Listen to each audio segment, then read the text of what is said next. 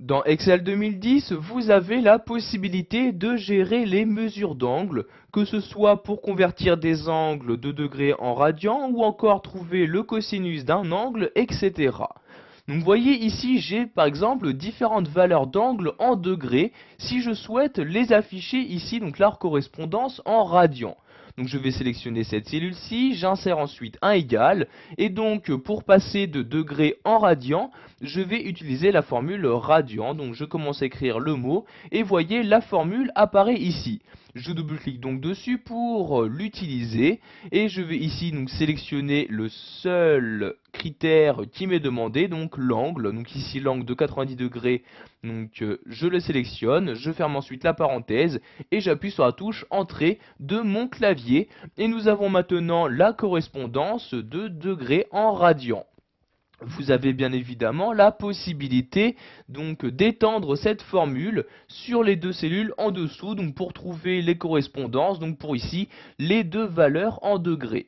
Donc je sélectionne la cellule et je clique ici sur le petit carré en bas à droite.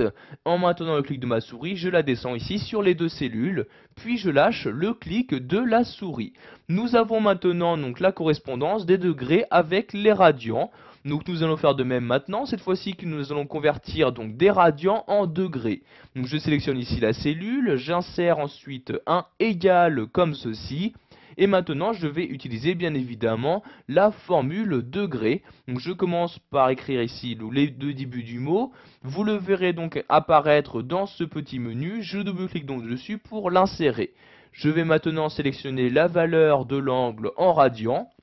Donc je vais prendre ici sur la même ligne cette valeur-ci, puis je ferme la parenthèse et j'appuie sur la touche Entrée de mon clavier. Et vous avez maintenant donc la valeur donc, en degrés de donc, la valeur que vous avez sélectionnée auparavant.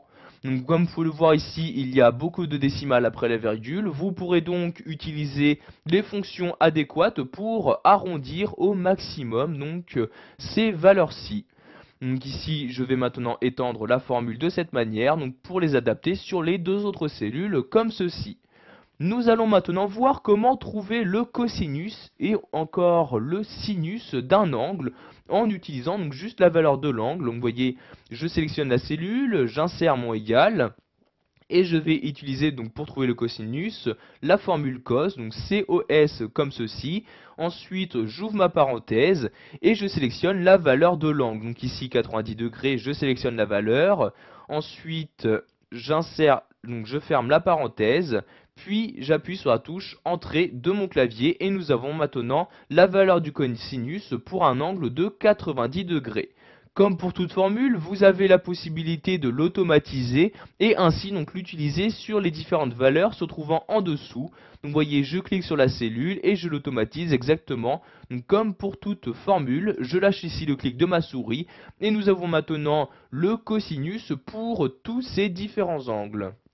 Vous pouvez bien évidemment faire de même pour le sinus, donc je sélectionne la cellule, je mets mon égal et j'écris ici SIN comme ceci, j'ouvre la parenthèse, je sélectionne ensuite l'angle en question, donc ici l'angle toujours en degrés, je ferme la parenthèse et j'appuie sur la touche Entrée de mon clavier et nous avons maintenant trouvé très rapidement le sinus de l'angle souhaité, donc formule que nous pouvons toujours automatiser afin d'appliquer sur les différentes valeurs que nous possédons.